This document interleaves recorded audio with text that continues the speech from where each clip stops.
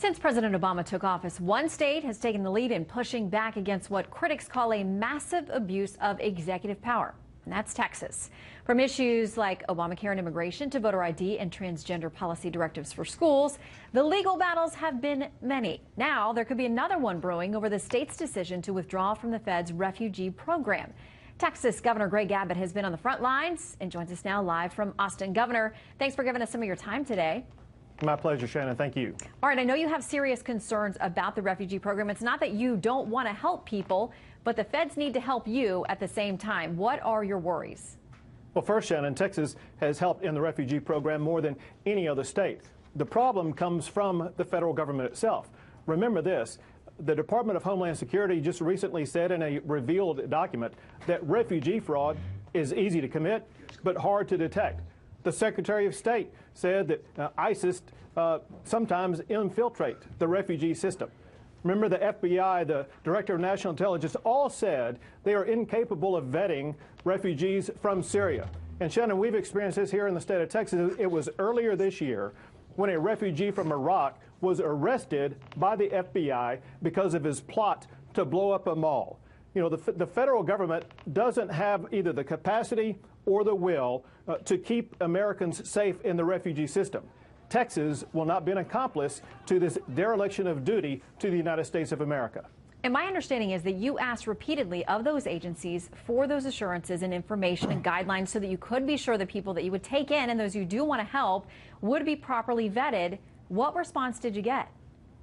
Well, you're exactly right, Shannon. We repeatedly, during the course of this year, asked for more information from federal authorities so that we could participate in ensuring that we were keeping our fellow Texans safe, that we wouldn't have another incident like what happened in Houston, Texas with this Iraqi refugee.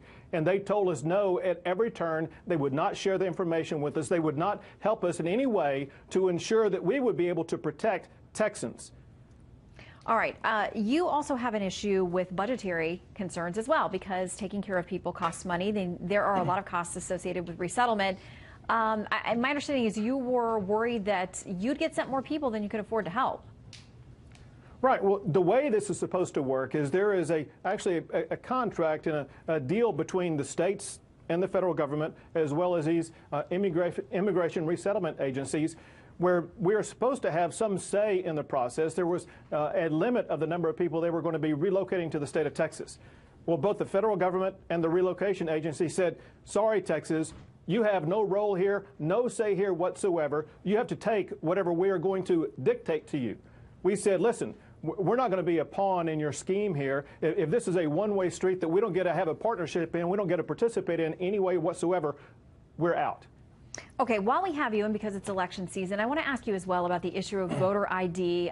There's obviously a law in play here.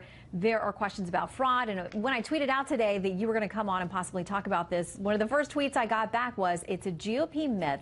There are not voter ID fraud cases out there. I know as Attorney General of Texas, you may have had a different experience.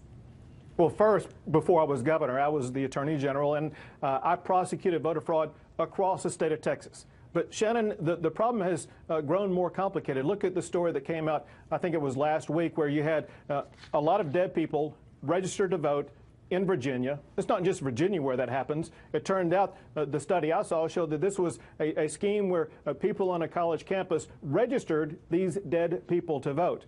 Also, as you probably noted, it was last week where the FBI indicated that there was at least one, maybe more than one state, whose system had been hijacked by these internet hackers. They now have access to data about voters in certain states where voter fraud could be perpetuated. Voter ID is one way to protect against that danger. Well, and there are several states whose laws have been challenged. There are other challenges now pending and headed for the Supreme Court. So we'll keep an eye on it, and you keep us updated, Governor. Good to see you. Thank you, Shannon.